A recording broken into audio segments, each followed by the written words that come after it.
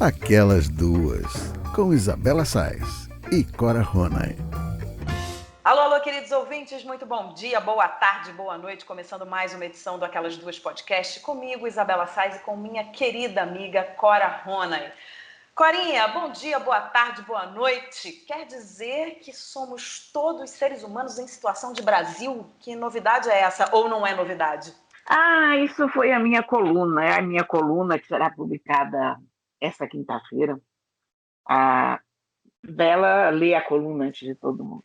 Eu termino e mando para ela, para saber se está tudo ok.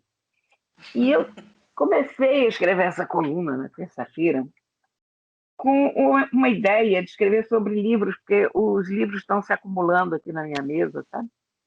E, sei lá, fazer uma coisa light. Aí começa aquela sessão no STF, que vira a mesa toda da história novamente.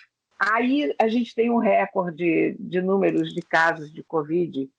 Aí, sei lá, aqui no Rio, outros absurdos, festas. Enfim, falta de vacina, Bolsonaro, panelaço. Eu digo, gente, não é possível, sabe? O ser humano que mora no Brasil hoje, ele é muito estresse para uma pessoa só. Você não pode se dar ao luxo, ao direito de espairecer, de ver uma série, de agir como um ser humano normal, porque é muita pressão em cima de você, é muito estresse. Além daquele estresse normal da pandemia que o mundo inteiro está sentindo, além do estresse da economia que o mundo inteiro sente, nós temos um governo louco, um genocida, nós temos um STF louco também, nós temos uma justiça louca. Por outro lado, o que podem decidir os juízes se a pergunta, afinal, o Moro era ou não era imparcial? Enfim, é uma coisa maluca. Mas a questão do ser humano em situação de Brasil, pensei, porque hoje a gente não pode mais dizer que as pessoas são de rua, né? Você não diz mais que fulano é morador de rua ou mendigo, ou você diz uma pessoa em situação de rua, supondo que aquilo vai passar. É uma coisa temporária na vida da pessoa e que aquilo não define a pessoa por si. E eu cheguei à conclusão que nós todos estamos em situação de Brasil fazendo essa analogia, porque eu quero crer que isso vai passar, quero crer que em algum momento esse país vai melhorar. E quero crer que nós não somos definidos por isso também. Por isso eu escrevi que nós somos seres humanos em situação de Brasil. Mas lá no fundo do coração, no fundo da alma, você acredita que a gente vai deixar de estar em situação de Brasil? Não. Fiz essa pergunta de propósito, porque eu sabia que a resposta era não. Não, você realmente. quer, mas você não consegue acreditar de verdade, né? Não consigo acreditar de verdade. Eu vou te dizer que eu ando muito, muito deprimida, como todo mundo, como todas as pessoas com quem eu tenho conversado, porque é muito difícil tanta má notícia. Já seria muito difícil passar por uma pandemia dessas com um governo com empatia, com um governo que confortasse as pessoas.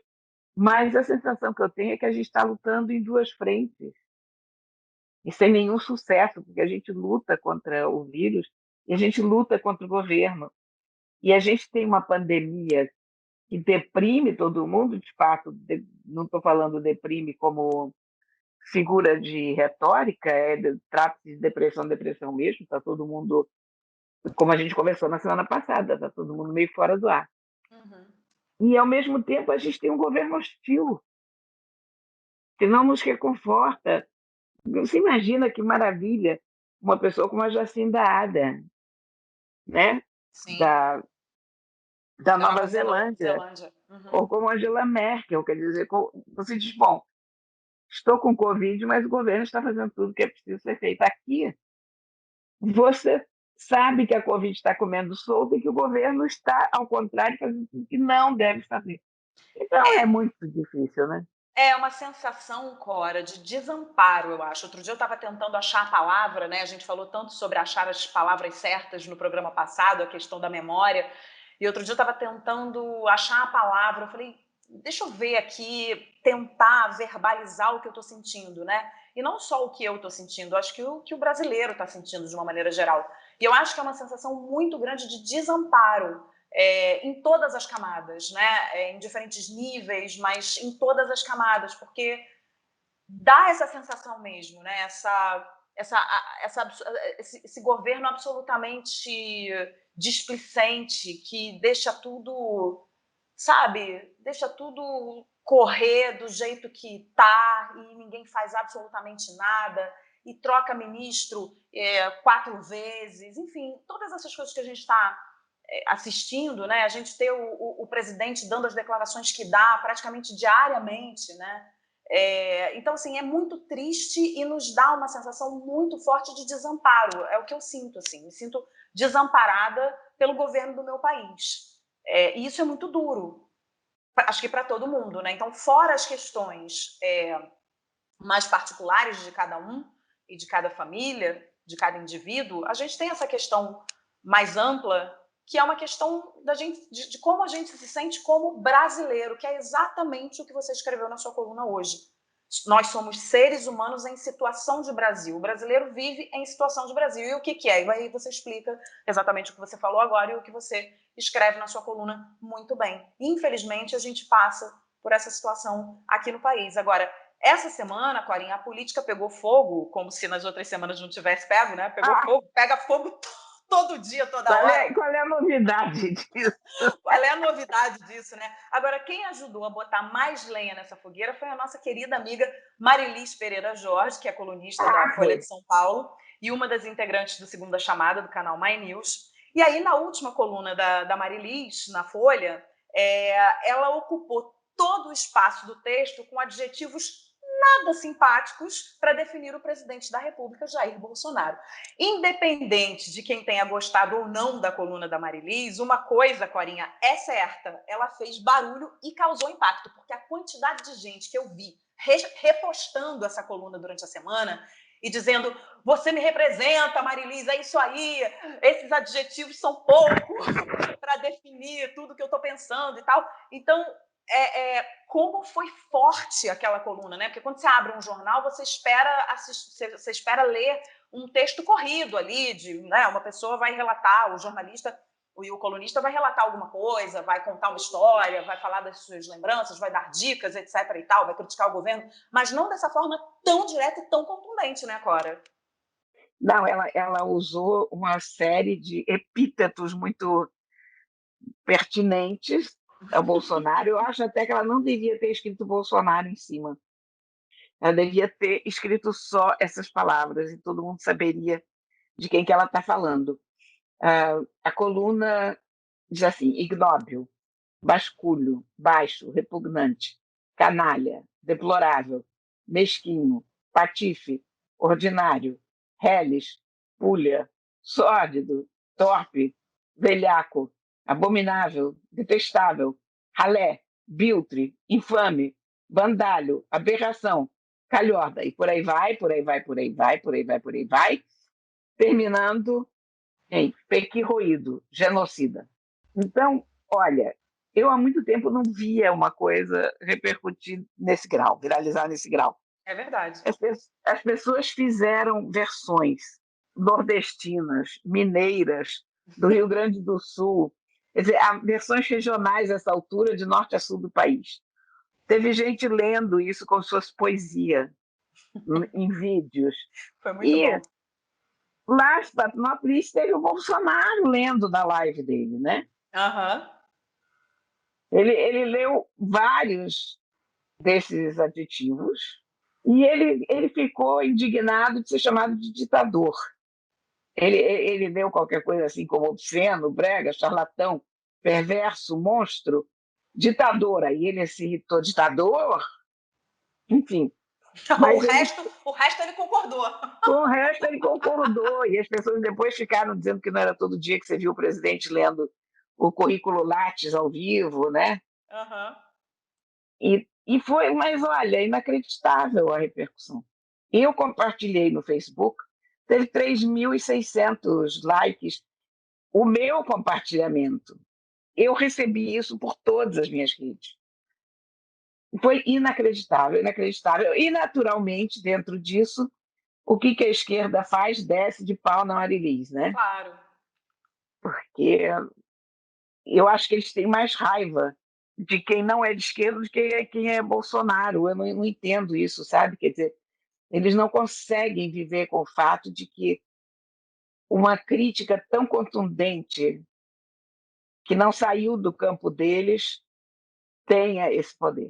Aí depois a gente acha que o país tem salvação. Não tem, né? Corinha, não tem, mas o fato é que eu achei, inclusive, muito corajoso da Marilis ter escrito essa coluna. Fiquei muito orgulhosa Eu de conhecer a também. Marilis e de ter uma jornalista que representa a nós também, né? Escrevendo uma coluna tão direta e tão corajosa. Acho que a palavra é essa, assim. Acho que poucas pessoas teriam a coragem de fazer uma coluna tão forte, né? Não, ela é muito valente. Ela é. Marilisa é raça pura, vou te dizer, viu? É verdade. Feroz. E ainda por cima bonita e gostosa, quer dizer. É isso, com Não o tá, né? pacote completo. É demais pro coração das pessoas. É verdade. Olha, Corinha, e outro destaque da semana foi a carta dos empresários e banqueiros, né, ao governo federal, pedindo a aceleração do ritmo da vacinação no país, o incentivo ao uso de máscaras, a implementação de medidas de distanciamento social e a criação de um mecanismo de coordenação do combate à pandemia em âmbito nacional, orientado por uma comissão de cientistas e especialistas. Eles deixam claro na carta que não há dilema entre economia e saúde e que o país só vai voltar a crescer quando a pandemia acabar. Agora, Corinha, nessa carta, para mim, fica muito evidente a preocupação dessas pessoas com a falta de coerência e de alinhamento de pensamento e ação entre as três esferas governamentais, municipal, estadual e federal. Eu não consigo enxergar uma luz rápida no fim do túnel enquanto a gente não passar a falar a mesma língua. Se a gente não falar a mesma língua, vai ficar essa confusão. É o governo que briga, né? O governo do estado que briga com a prefeitura, que briga com o governo federal. Uma confusão total e a gente perdido no meio dessa loucura. Agora, eu queria destacar também um trecho da coluna da Cristina Serra na Folha, que diz o seguinte, abre aspas, quer dizer que foi preciso um ano de pandemia, quase 300 mil cadáveres, o colapso dos hospitais e um tombo colossal na economia para que parte expressiva do PIB se manifestasse publicamente sobre a catástrofe humanitária que nos põe de joelhos? O que mudou? Entenderam que não adianta ter dinheiro para pagar UTI aérea para Miami? Fecha aspas. Essa carta não vem tarde, Corinha, você não acha? Eu acho que vem. Eu acho que vem. Eu acho que essa carta está pelo menos um ano atrasada. Pois é. Porque era preciso que ele se manifestasse. A carta teve uma repercussão enorme em Brasília, porque a gente está falando aqui do PIB, né, do peso, e eu acho que demorou demais. Demorou demais. Agora, por outro lado, antes tarde do que nunca. Sim. Né? Eu acho que ainda bem que veio essa carta. Essa carta bota o governo em xeque, de fato, e eles não podem nem dizer que são petistas ou que é esquerda festiva ou qualquer coisa, porque não é. Né? Então, não, não tem o que fazer. Agora, eles podiam ter feito antes, podiam. Pois é, porque quando você lê, né, eu li uma parte da carta, não li a carta inteira, quando você lê, eu fiquei exatamente com a mesma impressão aqui, por isso que eu destaquei a coluna da Cristina, que diz isso, né, que foi preciso um ano, que foi preciso 300 mil mortes, colapso dos hospitais. Por que essas pessoas não se movimentaram antes? Né? Deveriam ter se movimentado. Agora, lógico, antes tarde do que nunca.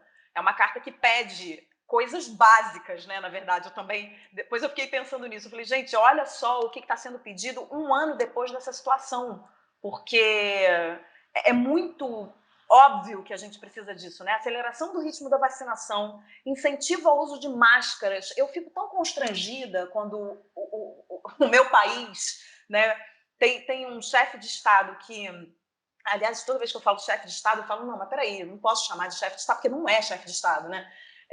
Finge que é, mas não é. Mas, assim, né, tem um presidente que não incentiva o uso de máscara, que faz o discurso que ele fez, o último discurso agora que ele fez, que é mentira atrás de mentira, gente. Né? Que, eu disse, Isso eu foi apoiei. inacreditável. o governo fez isso, o governo fez aquilo. Cara, não, tá gravado, né? Tá gravado. Não é uma coisa que a gente está dizendo assim, não, esse cara tá mentindo e a gente não tem prova. Tá gravado que é mentira. Né? Tá gravado que ele falou coisas completamente diferentes das que ele falou agora. Agora deve ter uma pressão gigantesca em cima dele. Essa carta eu imagino que tenha feito pressão também, mas eu acho muito constrangedor, não sei se você se sente assim, mas eu acho que você deve se sentir, eu acho muito constrangedor que a gente ainda fale em uso de máscara, né? Que a gente ainda tenha muitas imagens de pessoas fazendo milhões de festas. Isso não é um privilégio, digamos assim, né, entre aspas, só do Brasil. Eu sei que as pessoas aglomeram em outros lugares e que também não usam máscara em outros lugares, mas aqui tá demais, né? Então, assim, sei lá, as pessoas já abandonaram todo e qualquer, sei lá, senso de cidadania, né, a atitude de preocupação com o próximo, sei lá, com o coletivo. E eu fico muito constrangida, assim, sabe, ter que vir uma carta, e uma carta que chega tarde pedindo coisas tão básicas para conter a pandemia. Sei lá, Cora, eu fico... Agora, a carta tem trechos muito importantes e muito bons. Eles dizem, por exemplo, que a insuficiente oferta de vacinas no país não se deve ao seu elevado custo, nem à falta de recursos orçamentários, desculpa, mas à falta de prioridade atribuída à vacinação. É isso mesmo. Eles estão dando nomes aos bois. Sim. E eu acho que pode ser que eles estivessem achando que... Sabe o que é um pouco, eu acho, você observar o governo Bolsonaro, é você ver um trem descarrilhando. Você vê que aquele trem está vindo e que vai descarrilhar, mas você não acredita que o motorneiro, que o condutor do trem, não esteja prestando atenção e não perceba isso. E a cada minuto você acha, não, ele vai corrigir o rumo, ele vai corrigir o rumo. E ele não corrige, ele descarrilha, claro. Então, eu tenho a impressão que eles entraram nessa de achar que ia melhorar, de que... Sei lá o que eles acharam também, não sei. Mas, enfim, eu fico feliz que tenham feito a carta. Claro. E eu acho que toda a sociedade civil, todas as associações, todo mundo tinha que estar escrevendo cartas e mais cartas e se manifestando. Agora mesmo há um movimento que está começando em São Paulo, que é o Luto na Janela. Sim. Que a ideia é você botar um pano preto na sua janela, qualquer que seja o pano, uma camiseta, um saco de lixo preto, um lençol, uma toalha, qualquer coisa, porque como as pessoas não podem ir às ruas, pelo menos elas mostram como elas estão se sentindo. Uhum. Então esse movimento está começando pequenininho, mas eu tenho a impressão que isso é capaz de crescer. E eu já vou botar uma camiseta preta na minha janela, que eu não tenho nenhum lençol ou toalha preto, mas uma camiseta vai para lá agora mesmo. Vou botar minha camiseta preta também na janela, prender aqui na rede de proteção, dar um nozinho. Tem um Instagram, Luto na Janela, desse movimento.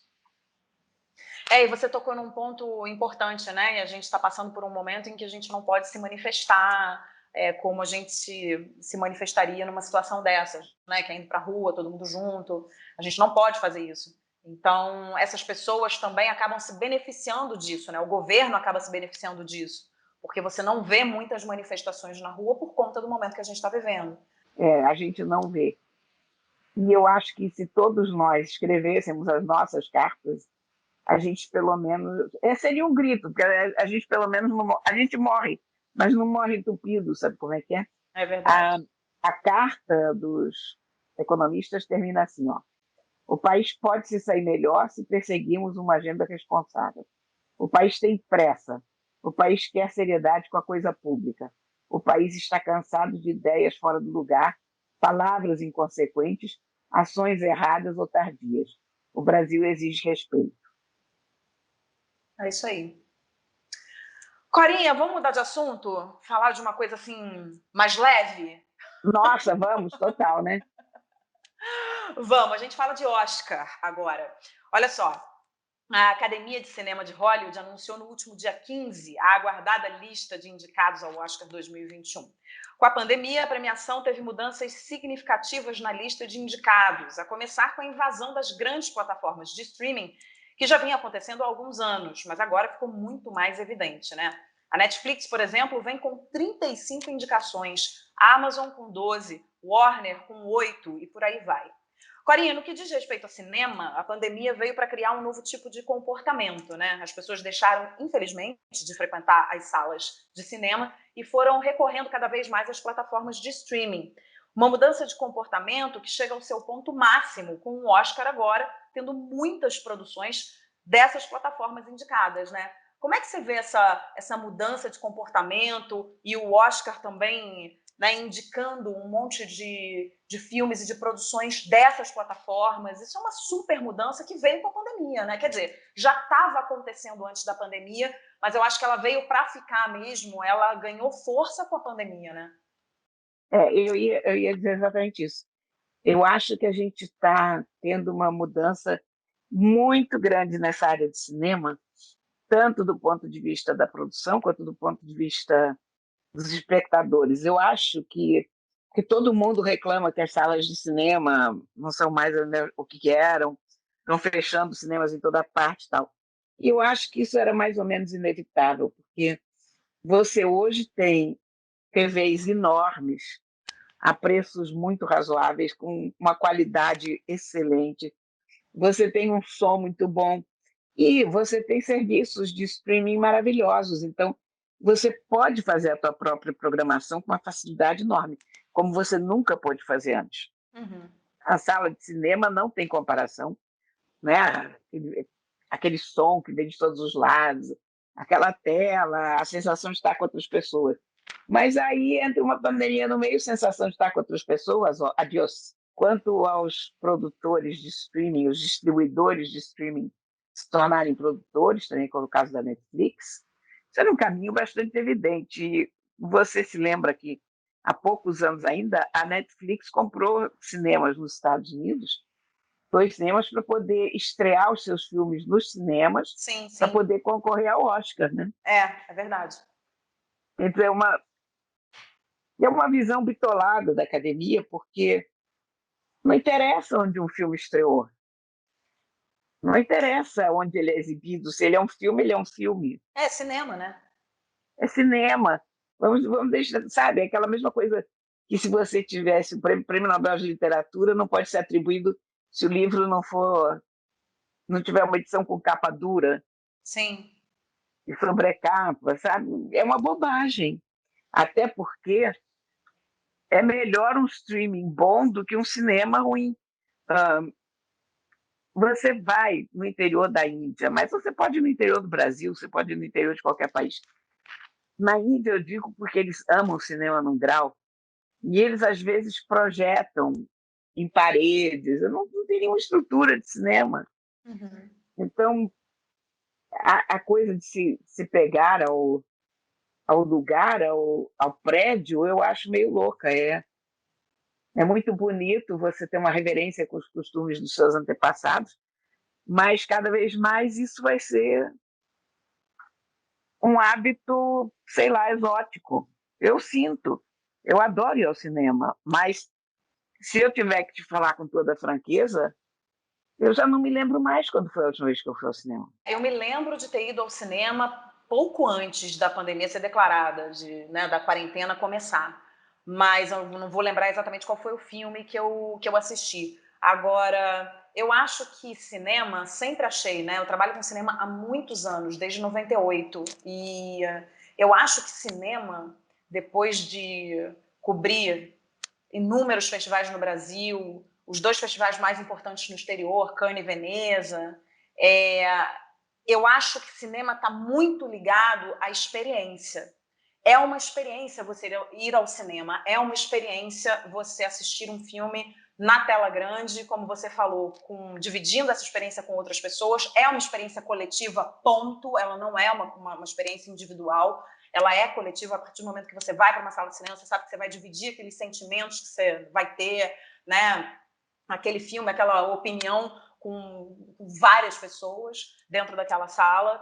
E eu não sei, eu sinto muita saudade, Corinha, muita saudade de ir ao cinema, porque era um dos meus programas favoritos antes da pandemia. Eu não fui mais ao cinema depois que a gente entrou em quarentena. Eu sei que os cinemas voltaram em determinado momento a funcionar, mas eu acabei não indo ao cinema. E eu lamento, assim, que eu concordo com tudo que você disse, porque eu acho que é um caminho e um caminho meio sem volta. Eu acho que por mais que a gente volte a ir ao cinema, talvez a gente tenha criado já um hábito de recorrer às plataformas, e que bom que elas existem, porque o que seria de nós sem a gente assistir um filme nessas plataformas, uma série? Então, assim, eu dou todo o valor do mundo. Mas eu acredito, sim, que a gente tenha criado um hábito que talvez seja difícil da gente reverter depois. Mas eu fico, sabe quando você fica com aquela sensação, aquela peninha, assim, no coração, que você fica com o coração meio murcho de ver o cinema se esvaindo, assim? Eu não queria. E eu torço para que a gente retome o hábito de ir ao cinema, porque eu acho que como experiência não tem nada igual. É muito gostoso a gente ficar com uma roupinha tranquila, de ficar em casa, preparar um lanchinho, fazer uma pipoca e assistir um filme na nossa casa, mas eu acho que não tem nada igual a você sentar numa sala de cinema e viver aquela experiência com um monte de gente, estar do lado de uma pessoa que você gosta, ou estar sozinha. Eu adoro ir sozinha ao cinema também. Então eu fico com uma certa... Eu acho que é pena mesmo. Eu tenho pena Eu fico com muita disso. pena. Eu adoro a experiência cinema. Uhum. Adoro, mas a questão é a seguinte: para efeitos de Oscar, para efeitos de premiação, você não pode fazer distinção. Estreou Com Netflix, certeza. estreou cinema e tal. E eu acho que a gente também tem que ser realista em relação ao que nos espera em relação à vida dos cinemas, porque eu não acho que o cinema vai acabar nunca. Não, eu acho que a experiência coletiva é muito boa para desaparecer, mas o número de cinemas vai cair, como vem caindo. Sim. Eu lamento, sobretudo, pelos cinemas de rua, porque eu sempre adorei cinema de rua. Eu me lembro de grandes sessões no Cine Veneza, no Rian, enfim. O cinema de rua é aquela delícia que você sai, de repente, num outro ambiente, num outro mundo, completamente diferente. O cinema do shopping, infelizmente, não tem essa sensação de você saiu, pisou já na calçada e voltou à vida real, porque o shopping é uma vida um pouco artificial, né? Então Nossa, você é verdade. É uma sensação mesmo de você voltar à vida real, né? Você saiu durante um tempo, né? Viveu uma outra vida, viveu uma outra história, e de repente você pisa na rua. É exatamente isso que você descreveu. A sensação é essa. e se fosse no metro Copacabana, por exemplo, você saía e já tropeçava na calçada imediatamente, né? Então você ainda tinha essa. E havia aquele contraste enorme do ar refrigerado com o Sim. lado de fora, que o shopping também não tem.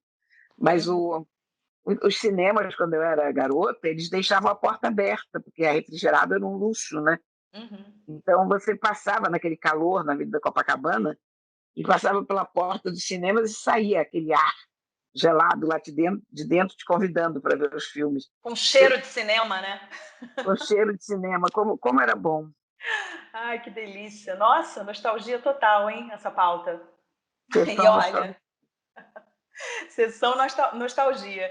E olha, Corinha, a academia confirmou que a cerimônia de 2021 será totalmente presencial. Os convidados que não se sentirem à vontade de participar não terão a opção de entrar por Zoom ou algo parecido. A organização do evento promete seguir os protocolos para garantir que todos estejam em segurança. Inclusive, haverá estandes de testagem rápida na entrada do evento. A academia reduziu também o número de convidados. Apenas os indicados, com seus convidados, e os apresentadores poderão participar.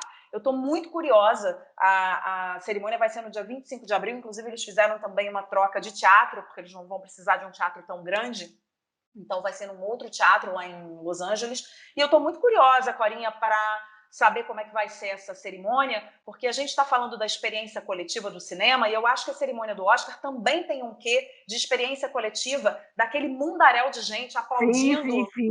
né, aplaudindo um ganhador, e, enfim, manifestações políticas que às vezes ocorrem, as manifestações também decorrentes de um discurso mais acalorado, né? Enfim, eu não sei exatamente como é que vai ser uma cerimônia do Oscar, eu não sei se vai nos passar certa frieza, É uma cerimônia que tem os apresentadores, que provavelmente serão 2, enfim, e os indicados e seus convidados, né? Que deve ter um número limite ali, você não deve poder ultrapassar o número de convidados, que senão você começa a aglomerar, senão você vai chamar 30, 40, 50 convidados, não pode.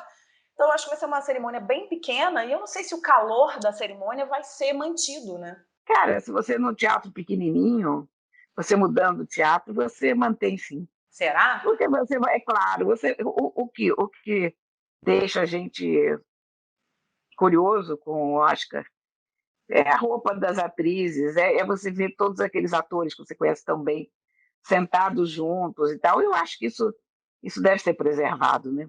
Espero Aqueles que sim. looks, os looks do tapete vermelho, a cara das pessoas quando o Oscar é anunciado.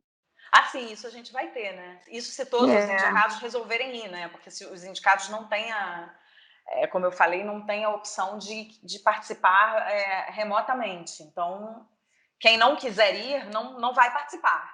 Então, tomara que os indicados, pelo menos, queiram ir, que senão vai micar a festa. Só tem menina, já pensou? indicado e apresentador, imagina se os indicados falaram, desculpa, eu não vou. Aí vai ficar Mas complicado, né? olha, mas é muita gente, se você pensar só indicados É e muita gente, porque são muitas categorias. Sim. Tem aquelas categorias que a gente até se esquece que existe. Tem aquelas categorias técnicas. Cada categoria dessas são 5 indicações. Sim. Bota isso aí, seus convidados. Menina, vai ser muita gente. Vai ser uma Vai ser festa esse Oscar. uma festa, vai. Tá certo, Corinha. Olha, chegou ao fim o nosso programa. Não sem antes a gente dar aquelas dicas preciosas que os nossos ouvintes tanto gostam. Quero saber o que você tem para hoje. Cara, hoje eu tenho um livro que por acaso já saiu há algum tempo, mas sobre o qual eu vou falar amanhã, quinta-feira, essa quinta-feira, eu Uhum. tenho uma live no canal da revista 451. Eles têm um clube do livro lá, e eu vou falar sobre um romance japonês chamado Relatos de um Gato Viajante. O Que romance legal esse título. e o romance é de Hiro Harikawa, e é uma edição da Alfaguara, né? E o livro é lindo, sabe? É um livro muito, muito bonito. É um livro contado por um gato. Essa história de botar um bicho falando, eu acho sempre muito esquisita, porque nem sempre dá certo, você sabe disso, né? Sim. Mas esse livro super deu. A voz do gato é muito aceitável, muito boa. E ele sai com seu dono visitando os amigos do dono e tal. E mais não conto porque seria spoiler o que acontece, mas é tão bonito.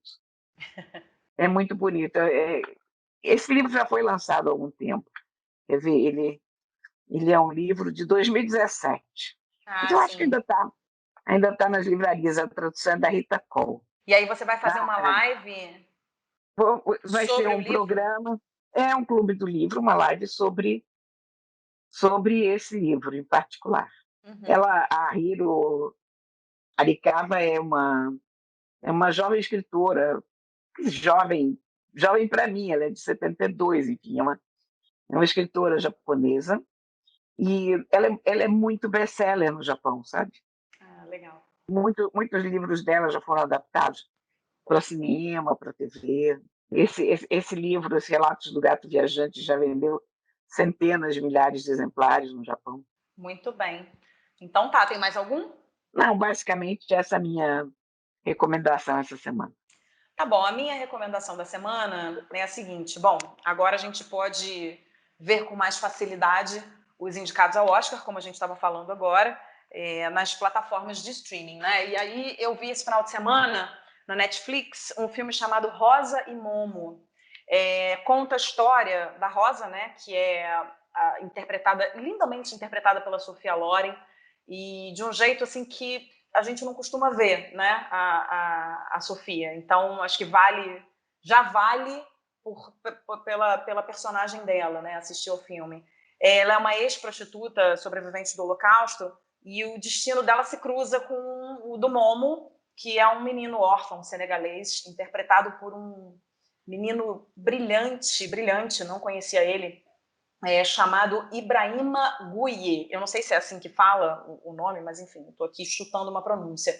Ele é um encanto de menino e um super ator. O filme é dirigido pelo filho da Sofia Loren, o Eduardo Ponte.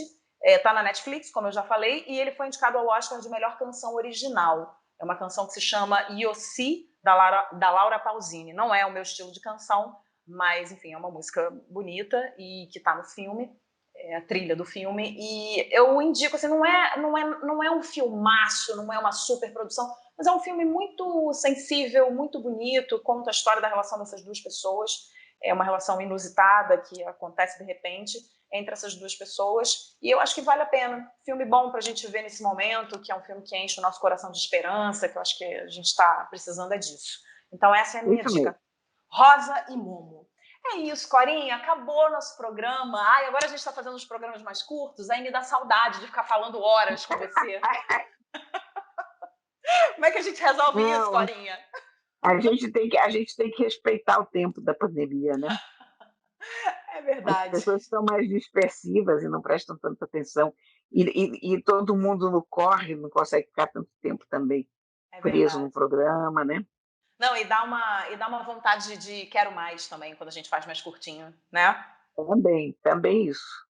É isso, então olha, se você, nosso querido ouvinte, quiser mandar uma sugestão de pauta, quiser falar com a gente, fazer uma crítica, enfim, se você quiser fazer algum contato, alguma espécie de contato imediato, de qualquer grau, você vai lá no Instagram, no @aquelas2podcast, que é por lá que a gente se comunica, tá, com o nosso ouvinte. É isso, Corinha, semana que vem estaremos juntas, com certeza, disso eu tenho absoluta certeza, porque eu já preciso desse podcast, preciso dessa conversa com você para poder sobreviver a esse momento que a gente está vivendo, porque isso me alimenta. Eu já te falei isso várias vezes, mas essa conversa me alimenta. Entre uma aula online e outra, entre uma louça lavada e outra, conversar com você me faz querer ir para frente. O ser humano em situação de Brasil agradece. Beijo, Corinha. Até semana que vem. Um beijo. Aquelas duas, com Isabela Sais e Cora Ronay.